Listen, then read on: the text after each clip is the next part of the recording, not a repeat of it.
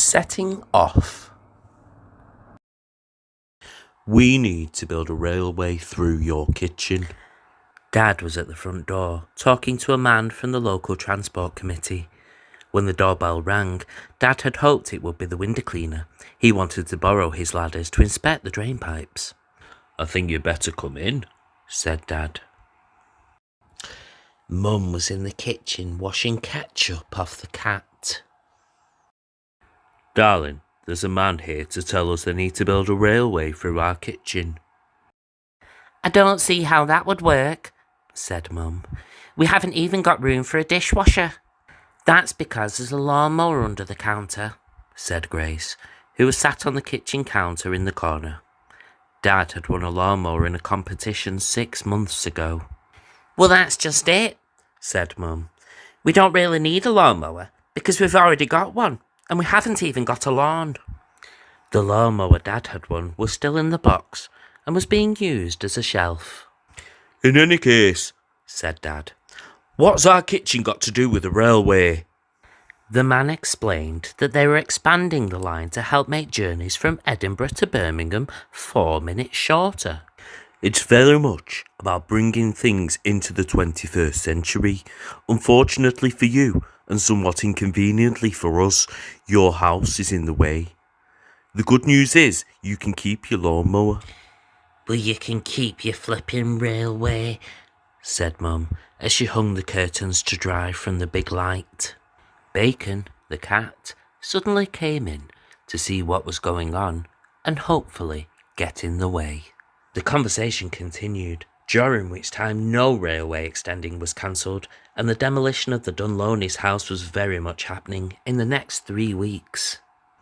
Well, said Mum, I'd better cancel the milk.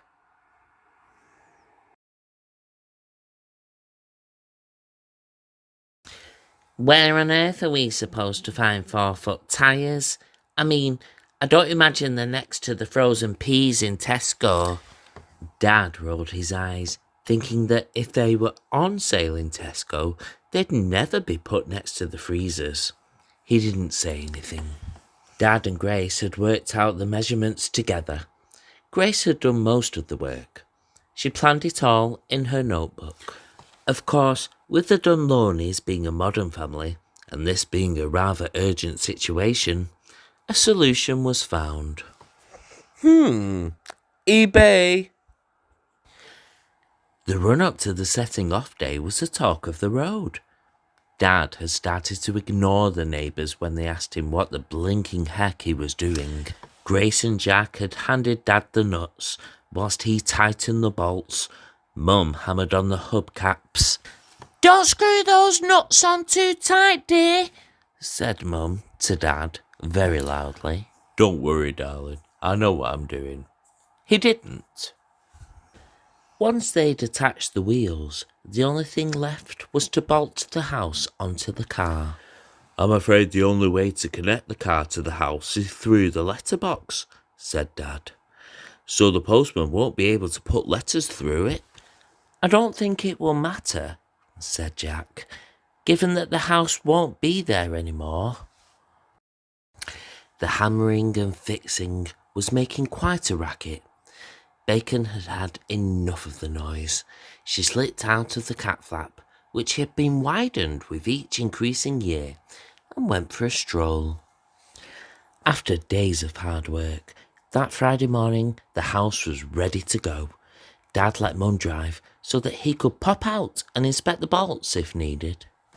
Ready, everyone? Mum asked, though no one was quite sure what ready looked like in this situation.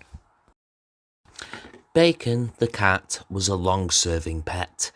This meant that she never revealed her age, and she'd been around for some time.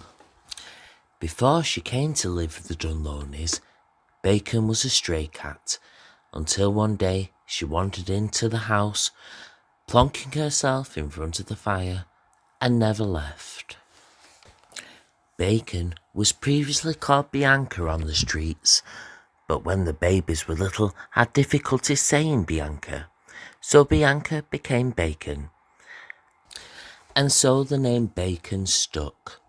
Ironically, The cat could not stand the taste of bacon, preferring tuna fish. Bacon took a left up Minto Street towards number 58. It was slightly uphill, which had been easier to manage as a younger cat. She stopped. "Meow," she said, which translates as, "Where's the house gone?" Meanwhile, the Dunlodies had made progress. Mum had decided to join the motorway, which had raised a few eyebrows from drivers of other cars. "That's what the hard shoulder's for," said Mum. Jack wasn't sure about that, and also wasn't sure a vehicle whose top speed was 8 miles an hour was suitable for motorway driving. They pulled off at the next junction and parked the house next to a field. "This will do," said Dad, "whilst we work out our overall route." Grace frowned, knowing that the route would have been planned ahead if she had been in charge. "I'm hungry," complained Jack, who hadn't eaten for 20 minutes. "Is there any ketchup in?" "Oh, my giddy aunt," cried Mum. "We forgot to tell the cat."